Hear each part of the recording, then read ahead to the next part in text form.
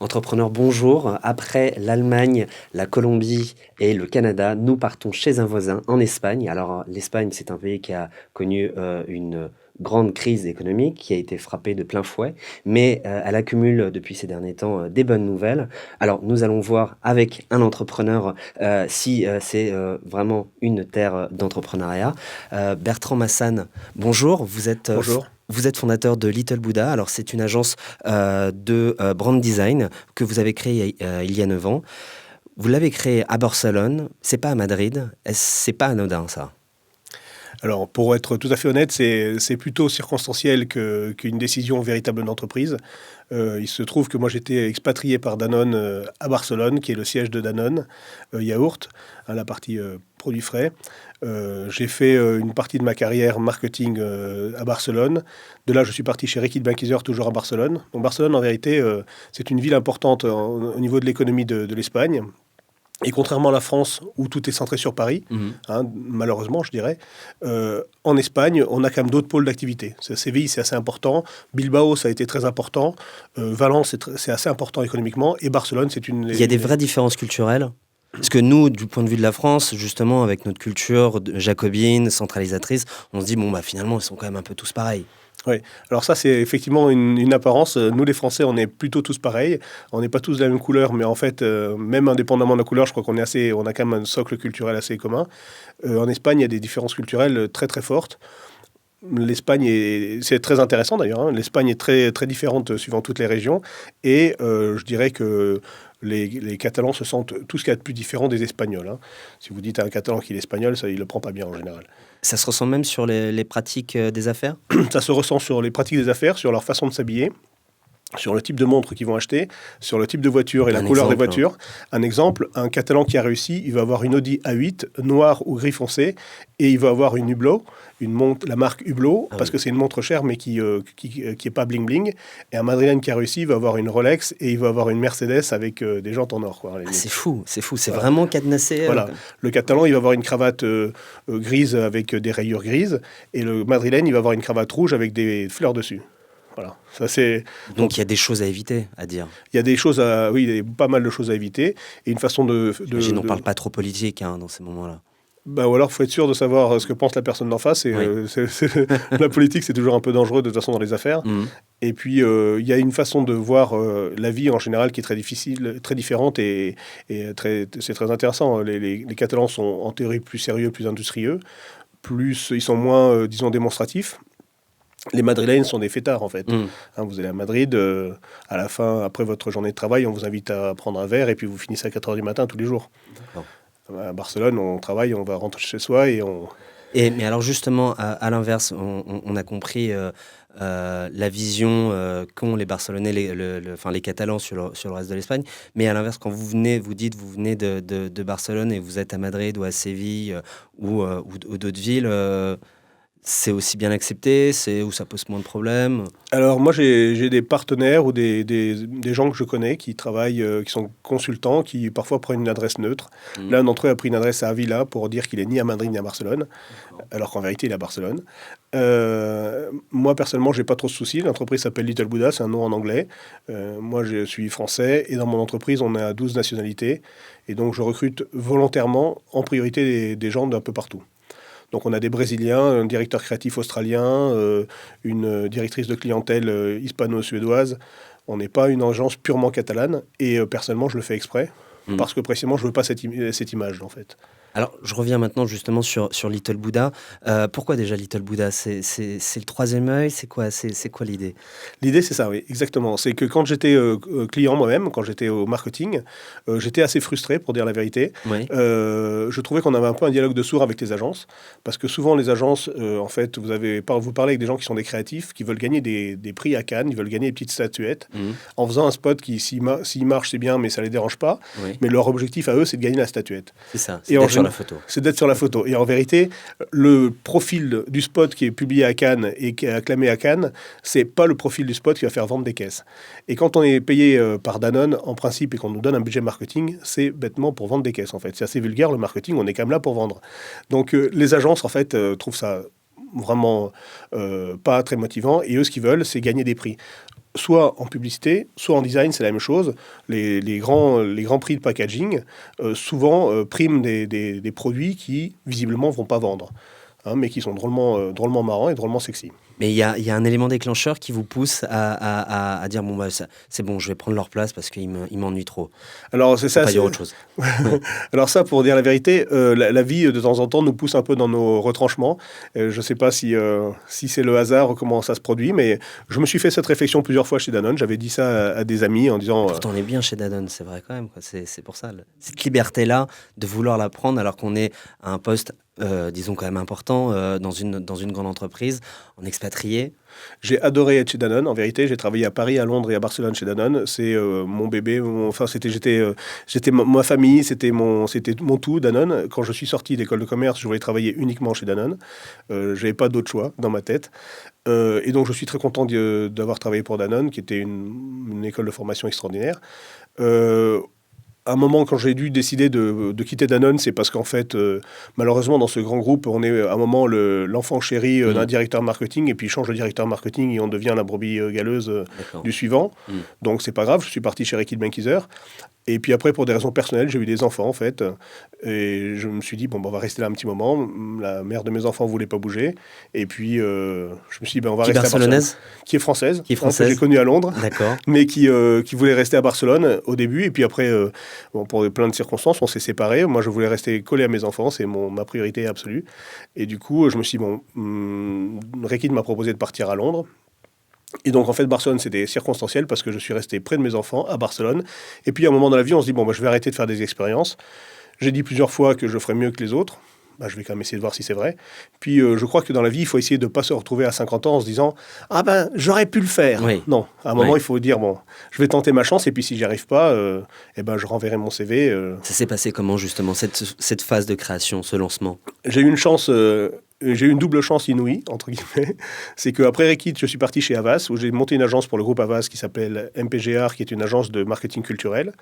Et il y a un directeur général français qui gérait une agence de packaging basée à Barcelone, un ancien de CBA, qui, quand j'étais chez Danone, m'avait proposé d'être son directeur commercial. J'avais dit, non, t'es gentil. Quand je suis passé chez Reckitt, il m'a proposé d'être son directeur de stratégie. J'ai dit, non, merci. Et quand je suis passé chez Havas, il m'a proposé de monter une agence à 50-50. Et là, c'est plus pareil.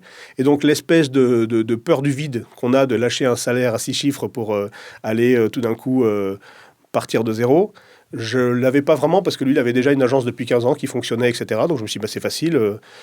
Le risque est faible. Je pense que je ferai mieux que les autres agences de packaging. Il n'y a aucun doute là-dessus. Mais ça, c'est en 2007 ? En 2006, oui. En 2006 et à ce moment-là, il m'a aidé à prendre le risque de sauter dans le vide. Et il m'a fait une deuxième faveur encore plus grande, c'est qu'au moment où j'ai sauté dans le vide, il m'a pas rattrapé. Oui, c'est ça. D'accord. Il n'était pas là, il répondait pas aux mails, il m'a juste donné un bureau dans son agence, mais il s'est pas. Il a vraiment fait confiance. Il m'a fait confiance, mais il m'a plus que fait confiance, il m'a lâché en fait. D'accord. Donc c'était une fantastique opportunité parce que du coup j'étais livré à moi-même et j'ai eu le choix entre rappeler vite mon patron de chez Havas pour dire finalement je reviens à la maison ou foncer droit dans la plaine sabre clair. C'est ce que j'ai fait. Et ça, c'est 2 ans avant la crise. On sait que la crise économique de 2008, elle a frappé très durement l'Espagne. Ça n'a pas été facile, ça a été facile pour personne, et également pour vous. Les banques vous ont lâché, ou en tout cas ne pouvaient plus accorder des prêts. Comment vous avez fait, tout simplement, pour pas mettre la clé sous la porte ? Alors ça, c'est une bonne question. Alors, je vous avoue que premièrement, j'ai pas senti venir l'ouragan, en fait, et j'étais pas conscient de l'amplitude de la crise au moment où j'ai tout lâché. Et puis, en fait, on a la chance, en fait, toute l'équipe de Little Buddha, maintenant on est 35, on a la chance, à l'époque, on était 6 ou 7 au début, et on a commencé en économie de guerre. Moi, déjà, j'avais pas de salaire pendant 2 ans, un salaire de zéro pendant 2 ans, donc autant dire que j'ai un peu mangé mes économies. Et puis, on n'a pas voulu faire ce que font certaines grosses agences, se prendre immédiatement des bureaux extraordinaires, etc. On a travaillé assez durement et je crois qu'on a travaillé pas trop mal. Donc, ce qui fait que certaines agences, il y avait une agence importante à Barcelone qui avait 40 personnes, on leur a pris 5 clients, aujourd'hui ils sont 6 et nous on est 35.